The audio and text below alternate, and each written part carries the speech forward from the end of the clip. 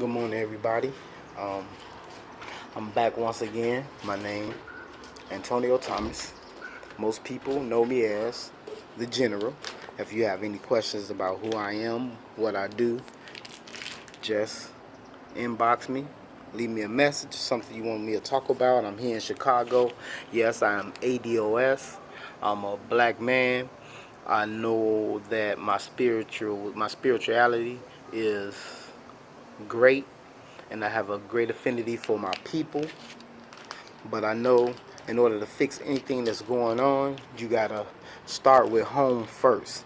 Doesn't mean I'm against any group. It doesn't mean I'm against the gays, the Latinos, Africans, or immigrants that come from other countries.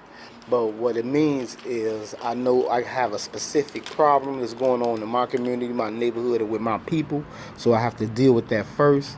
So those of you who leave me comments and send me messages saying that I should do this and do that about the totality, why I'm not talking about this and that, it's not about you. You know what I'm saying? I'm selfish at this moment because it's about us. We need to pick up where Martin Luther King, Malcolm X, Huey Newton, and the Black Panthers and the Civil Rights Movement left off, because it spiraled down the wrong path, went into the ditch. You know, some people try to pull it out, but they just didn't have enough weight behind them. So they kept it from sliding deeper into the ditch, but it's time for us to pull it all the way out. Now, my profession is a life coach. I'm also a union carpenter, CFB, that means concrete form builder, independent contractor for myself if I need to. But my direction right now is helping the youth, helping my people, and getting us together in this community. And if you are not speaking on the behalf of your people and your children and your community with all the things that's going on, then you are hurting your community. You know, because if your community start doing good, you'll claim it. You'll want everything your community have. But when it's doing bad, you run away from it and say, well, you know, I live here so long and we gone. You know, if you can't say what you have contributed to your community to make it better, were you really a part of the community? And were you a part of the problem? Not directly, but you could be indirectly a part of a problem from your complacency. Now, my heart is heavy right now because I had a young man that I was mentoring, life coaching, and the gang talk with him was rough. You know, when I first met him, all he wanted to do was get money. He'd say, man, I'm really trying to get money so I can flip it and make more money and go to the block. You know, but I couldn't turn the young man away. I understand the way of life and what you're trying to do. But what I was trying to tell you and what I was letting you know is that's not the way for us, and that's not the way for our people, because that's a trap. All they do is lead our community down a hole, and it siphons off the best that we have and put us into situations where the system gets revenue and money from us, but it pays nothing into us. You may look around and be like, oh, well, you know, we have low income housing, food stamps. They give us mediocre tax breaks. A lot of us work all year to get that little money at the end of January, beginning of February, or what have you. And we base our whole life on that. And that's only to pay to get you out of debt on what you built up all during the year. And the government knows that. That's why they do the census, and that's why they collect data. They collect data on us, especially financial data, because they want to know where their money go, and they know most of their money doesn't go to us, because our median income over the whole United States is $17,000. I can say it over and over again. That means you with your neighbors all on the block. Just because you making some money, you got a neighbor down the block that's probably working at McDonald's or working a day job, or another individual working some type of temp job, and they making that minimum wage, and they trying to live, but the money that's coming in is going out just as fast, because they have children, they have bills, and they have other things that they got to pay for, like if they got a car note, or the gas, or food, anything like that. So if they do get food stamp or anything, it's because they at a lower wage and they're not paying that much into a system. Therefore, you have to pull more of that burden off, because you don't have that lower wage that's putting you on in a certain poverty level. So they say, or they think, that you can foot more of the bill. But we are at a living poverty level right now. There is no middle class for black people. I walk around, look at beautiful houses in Roseland and Chatham, and Inglewood, and a lot of these other places, but people can't keep them up because they can't afford it. They just can afford the taxes and the money that they need to live in the place. So why is our taxes so high and we're not getting anything out of it? Because some people getting food stamps, which immigrants can come over here and get food stamps on our bill. That's not a knock to y'all. If somebody was giving me free food and I was hungry, hell yeah, I'm gonna come. You know what I'm saying? That's common sense. If somebody gonna give me housing and I'm living in the streets in another country, then yes, I'm gonna come. But the sad thing is, you have a house and you not take care of the people in your house. It's like having children in your house. They have bedrooms, and you see a person that's homeless outside. You saying, come on in. You're going to feed them. You're going to clothe them. You're going to give them your children room, but you're not going to do anything for your children, but tell them, well, you should be happy that you land on the couch. That is what America is doing to black ADOS people. We should be happy that we land on the couch and everybody else is coming here and enjoying the fruits of the labor that we put here in America. So they can enjoy the lights, they can enjoy the gas, the water, drive the car, go in the refrigerator, get the food, and everything that they have, they didn't have to put in on. Because if you're not a part of the system in a way that you paying into taxes, because only taxes that you thinking is saying, hey, well, they here illegally, so what they doing? How is they living? So how's they getting a job? So that means the taxes that you taxing me, you should stop it, because you're not taxing them. So they taking that money, it's 100% come up. Now, if they are coming here the right way, it's still 100% come up, because they come here, they get these visas or whatever title that America has for them to have to become a legal citizen or a temporary citizen for a while in this country, and they'll come here, do what they got to do, be a part of this system, but they don't give back what they should to the people who helped them get here, especially not the black immigrants or the so-called brown immigrants. We had that black-brown coalition that quickly evaporated when they was able to get their own shit, and I'm not pointing no finger at y'all. That's what you should do. When you see an opportunity, you should grab it for your own. Just like we doing now. We see an opportunity, we grabbing it for our own. And so those who feel that that's wrong, come holler at me. And I'm going to tell you right now, I'm not one of them soft individuals that you used to talking to, because now the political realm is coming to brothers that been deep in the streets. So if you come in here and you think you finna threaten me or talk some type of way, it's not finna happen. Because all I'm going to say is, I'm not going to argue with you. But if you want to talk face to face and think you can bully me that way, then come on. I am willing, I'm able, and I'm not scared to stand on my position.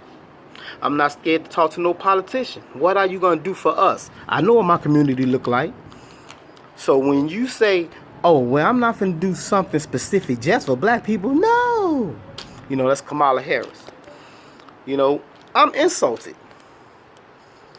If I'm anywhere, if ADOS people, if we are anywhere around a political candidate and they say they're not doing nothing specifically for our group, and if we there in numbers, we shouldn't fight, curse them out, none of that. We show it our numbers. Just stand up and start walking out. That will have a profound effect mentally on these people. Start walking out, because it show them what we are going to do on this political process.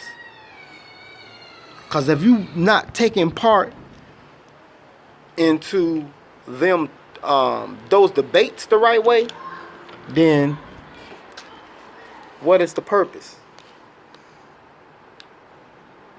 Politics is a trade-off. For my vote, I want reparations. And reparations is a repair of my state. It's not just money. I'm going to need the money in order to sustain me the way I am in this country. Because my check is not enough. Because the system that you create is so greedy and so suppressive when it comes to black ADOS people, that the more money that I get, the more you pull out of it. I can make $5,000 a month, but if your rent is $1,200, then you got your light and gas, you got 2 children, then you have your car or a car note, you know, and then you still got to feed your children because you're not going to qualify for food stamps or low income housing. You already probably only save about $150 or $200. But see, if your children need shoes or have to do something, you have to go to the doctor or anything, because you still got to pay a copay even though you got, you know, some type of insurance. You still living almost check to check, you know. But they got you food and thinking that because you got a roof over your head and sustaining all these, that you living a good life, which is what God gave you anyway. The sun is shining. This property is given to every man on this planet, but I gotta pay to stay in this plot that I'm on. Every family, every generation should have a plot on where they can stay. Period. It shouldn't come to a point that if I'm sick or I can't really sustain the life that I have, I still owe you money, and if I can't pay, you're going to come kicking me out of my home. That's bullshit. You know, but paying taxes into the area that you need so it could be built up, I understand that. But if you ain't building up my community, why are you still taking my taxes? In Chicago on the south side, it's ridiculous. You got these houses that you're not even selling. You just waiting for developers come. So you're gonna let these houses be vacant and the property value drop. You're not getting no money from it. Instead of selling to a family for cheap so they could build it up, make the property value come up, then you can get some taxes off of it. You will sit there and let that sit for 10 years. Is that insane or not?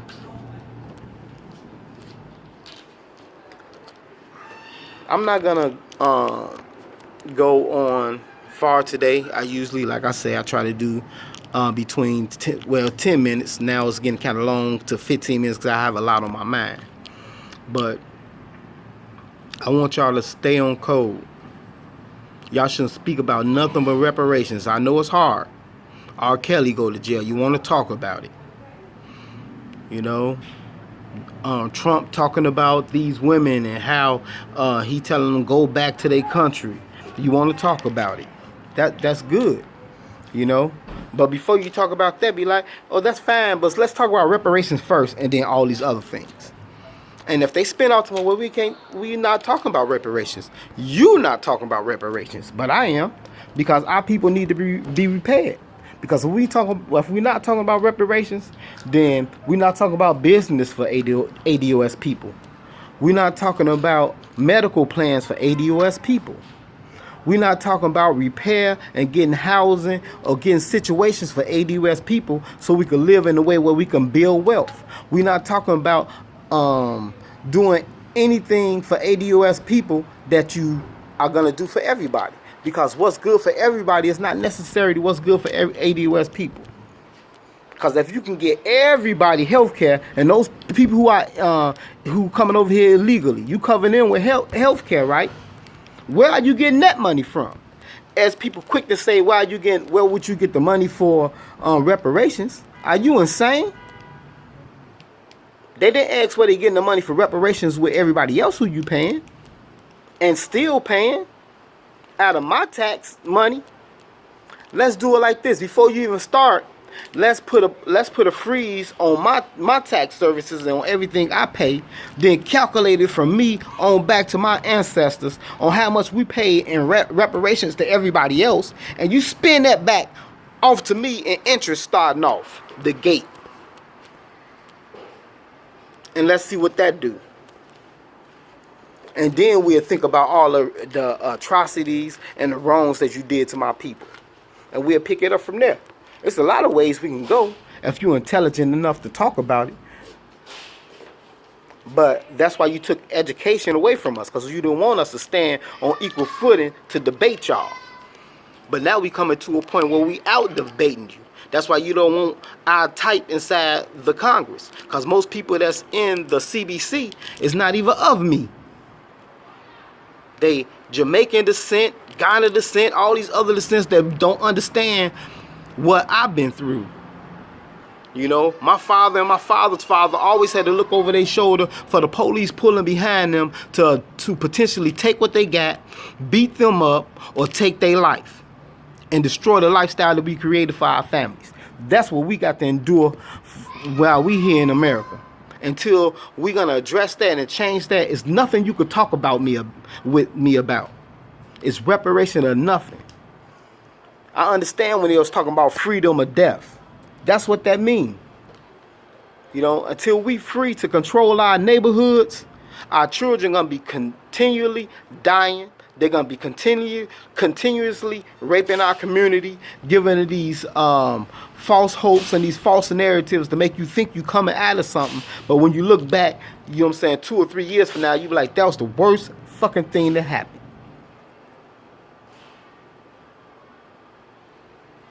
But I want to say peace, family. Enjoy the rest of your day.